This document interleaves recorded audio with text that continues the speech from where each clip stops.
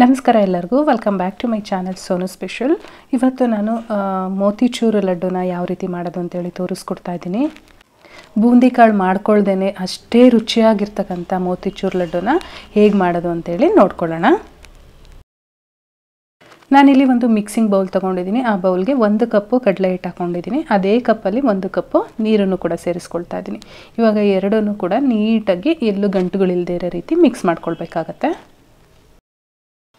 ನೋಡಿ, ಇಷ್ಟು ನೀಟಾಗಿ ನಾವು ಮಿಕ್ಸ್ ಮಾಡ್ಕೊಳ್ಬೇಕಾಗುತ್ತೆ. ಇಷ್ಟು ತೆಳುವಾಗಿ ಇರಬೇಕು, ತುಂಬ ಗಟ್ಟಿಯಾಗೆಲ್ಲ ಮಾಡ್ಕೊಳೋದು ಬೇಡ. ಇವಾಗ ಪಕ್ಕದಲ್ಲಿ ಎಣ್ಣೆ ಕೂಡ ಕಾಯೋದಕ್ಕೆ ಇಟ್ಟಿದ್ದೀನಿ. ಸ್ಟವ್ ಮೇಲೆ ಎಣ್ಣೆ ಕೂಡ ಚೆನ್ನಾಗಿ ಕಾಯ್ದಿದೆ.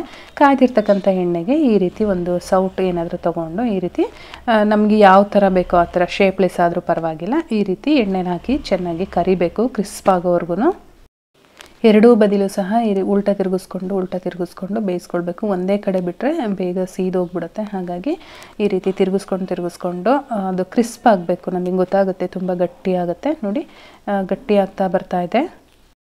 ಗಟ್ಟಿ ಆದಮೇಲೆ ಅದನ್ನು ತೆಗೆದು ಸೈಡಲ್ಲಿ ಒಂದು ಪ್ಲೇಟಲ್ಲಿ ಹಾಕಿ ಎತ್ತಿಟ್ಕೊಂಡಿರ್ತೀನಿ. ಅದೇ ಥರ ನಾನು ಇನ್ನೊಂದು ಬ್ಯಾಚ್ ಕೂಡ ಹಾಕ್ಕೊಳ್ತಾ ಇದ್ದೀನಿ. ಚಿಕ್ಕ ಕಣ್ಣಿಂದು ಬೂಂದಿ ಕರಿಯ ಅಂತ ಬೂಂದಿ ಮಾಡ್ತೀವಲ್ಲ, ಜಾಲ್ರಿ, ಆ ಥರದ್ದಿದ್ದರೆ ಅದರಲ್ಲಿ ಮಾಡ್ಕೊಳ್ಬೋದು. ಅದಿಲ್ಲ ಅಂದರೆ ನಾವು ಈ ಮೆಥಡ್ನ ಫಾಲೋ ಮಾಡ್ಬೋದು. ಇದು ಕೂಡ ಸೇಮ್ ಟೇಸ್ಟಲ್ಲೇ ಬರುತ್ತೆ, ಏನೂ ಚೇಂಜಸ್ ಆಗೋದಿಲ್ಲ. ಈ ರೀತಿಯಾಗಿ ಕರೆದು ಸ್ವಲ್ಪ ತಣ್ಣಗಾದಮೇಲೆ ಒಂದು ಮಿಕ್ಸಿ ಜಾರಲ್ಲಿ ಹಾಕ್ಕೊಂಡು ತರಿಯಾಗಿ ಪುಡಿ ಮಾಡ್ಕೊಳ್ಬೇಕು. ಒಂದು 3 ಟೈಮ್ಸ್ ನಾವು ರಿವರ್ಸ್ ಪಲ್ಸ್ ಮಾಡಿಕೊಂಡ್ರೆ ಸಾಕು. ನೋಡಿ ಯಾವ ರೀತಿ ಆಗಿದೆ ಅಂತ ಹೇಳ್ಬಿಟ್ಟು. ಇಷ್ಟಿದ್ರೆ ನಮಗೆ ಪರ್ಫೆಕ್ಟು. ಇವಾಗ ಇದನ್ನು ಸೈಡಲ್ಲಿ ಎತ್ತಿಟ್ಕೊಂಡಿರ್ತೀನಿ. ಹಾಗೆ ನಾನು ಇಲ್ಲೊಂದು ಫ್ರೈಯಿಂಗ್ ಪ್ಯಾನ್ಗೆ ಅದೇ ಕಪ್ಪಲ್ಲಿ 1 ಕಪ್ಪು ಸಕ್ಕರೆ ಮತ್ತು 1 ಕಪ್ಪು ನೀರನ್ನು ಹಾಕ್ಕೊಂಡಿದ್ದೀನಿ. ನನಗಿಲ್ಲಿ ಸ್ಟಿಕ್ಕಿ ಕನ್ಸಿಸ್ಟೆನ್ಸಿ ಬರಬೇಕು. ಎಳೆ ಪಾಕ ಎಲ್ಲ ತಗೊಳ್ಳೋ ಅಂಥ ಅವಶ್ಯಕತೆ ಇಲ್ಲ. ಜಸ್ಟ್ ಈ ರೀತಿ ಕೈಗೆ ಅಂಟ್ತಾ ಇದ್ದರೆ ಸಾಕಾಗುತ್ತೆ. ನಾನಿಲ್ಲಿ ಫುಡ್ ಕಲರ್ನ ಆ್ಯಡ್ ಮಾಡ್ತಾ ಇದ್ದೀನಿ, ಆರೆಂಜ್ ಫುಡ್ ಕಲರು. ಹಾಗೆ ಒಂದು 1/4 ಟೀ ಸ್ಪೂನಷ್ಟು ಏಲಕ್ಕಿ ಪೌಡರ್ನು ಕೂಡ ಸೇರಿಸ್ಕೊಂಡಿದ್ದೀನಿ. ಎಲ್ಲ ಹಾಕಿದ ಮೇಲೆ ಚೆನ್ನಾಗಿ ಮಿಕ್ಸ್ ಮಾಡ್ಕೊಳ್ಬೇಕು. ಚೆನ್ನಾಗಿ ಎಲ್ಲ ಮಿಕ್ಸ್ ಆದಮೇಲೆ ಈಗ ನಾವೇನು ಪೌಡರ್ ಮಾಡಿ ಇಟ್ಕೊಂಡಿದ್ದೀವಿ ಆ ಪೌಡರ್ನ ಇದರೊಳಗಡೆ ಸೇರಿಸಿ ಚೆನ್ನಾಗಿ ಮಿಕ್ಸ್ ಮಾಡ್ಕೊಳ್ಬೇಕು.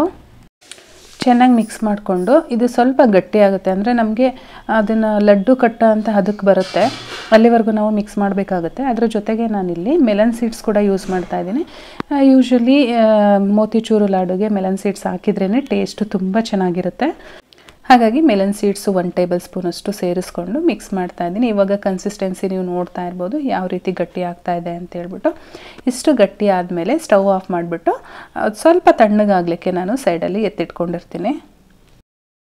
ಒಂದು 10 ನಿಮಿಷ ಬಿಟ್ಟಿದ್ದೆ. ಇವಾಗ ಕೈಯಲ್ಲಿ ಮುಟ್ಟೋವಷ್ಟು ಬಿಸಿ ಇದೆ ಅಷ್ಟೇ. ತುಂಬ ಕೋಲ್ಡಾಗೂ ಕೂಡ ಮಾಡ್ಕೊಳಕ್ಕೆ ಹೋಗ್ಬೇಡಿ. ನಮ್ಮ ಕೈಯಲ್ಲಿ ಮುಟ್ಟೋವಷ್ಟಾದರೆ ಸಾಕು. ನಮಗೆ ಎಷ್ಟು ಸೈಜಲ್ಲಿ ಬೇಕೋ ಆ ಸೈಜಲ್ಲಿ ಈ ರೀತಿ ಲಡ್ಡುಗಳನ್ನ ಮಾಡಿ ಇಟ್ಕೊಂಡ್ರೆ ಆಯಿತು. ನಾರ್ಮಲಾಗಿ ಬೇಕ್ರಿಲೆಲ್ಲ ಸಿಗುತ್ತಲ್ವ, ಅದೇ ಸೈಜಲ್ಲಿ ನಾನು ಕೂಡ ಮಾಡ್ತಾ ಇದ್ದೀನಿ. ನೋಡಿದ್ರಿ ಅಲ್ವಾ ಎಷ್ಟು ಈಸಿಯಾಗಿ ಮೋತಿಚೂರು ಲಡ್ಡನ್ನ ಮನೆಯಲ್ಲೇ ಮಾಡ್ಬೋದು ಅಂತ.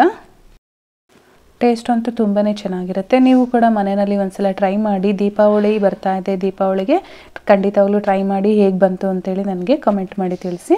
ಈ ವಿಡಿಯೋ ಇಷ್ಟ ಆಗಿದರೆ ಲೈಕ್ ಮಾಡಿ, ನಿಮ್ಮ ಫ್ಯಾಮಿಲಿ ಫ್ರೆಂಡ್ಸ್ ಜೊತೆ ಶೇರ್ ಮಾಡಿ. ಚಾನಲ್ಗೆ ಹೊಸದಾಗಿ ವಿಸಿಟ್ ಮಾಡಿದರೆ ಸಬ್ಸ್ಕ್ರೈಬ್ ಮಾಡ್ಕೊಳ್ಳಿ. ಹಾಗೆ ಪಕ್ಕದಲ್ಲೇ ಕಾಣಿಸೋ ಬೆಲ್ಲೈಕನ್ ಮೇಲೆ ಕೂಡ ಕ್ಲಿಕ್ ಮಾಡ್ಕೊಳ್ಳಿ. ಹಾಗೆ ಫೇಸ್ಬುಕ್ ಪೇಜಲ್ಲಿ ನೋಡ್ತಾ ಇರೋರು ಫಾಲೋ ಮಾಡೋದಂತೂ ಮರಿಬೇಡಿ. ನಾನು ಮತ್ತೆ ಸಿಗ್ತೀನಿ ಮುಂದಿನ ವಿಡಿಯೋದಲ್ಲಿ. ಅಲ್ಲಿವರೆಗೂ bye bye. Thank you for watching.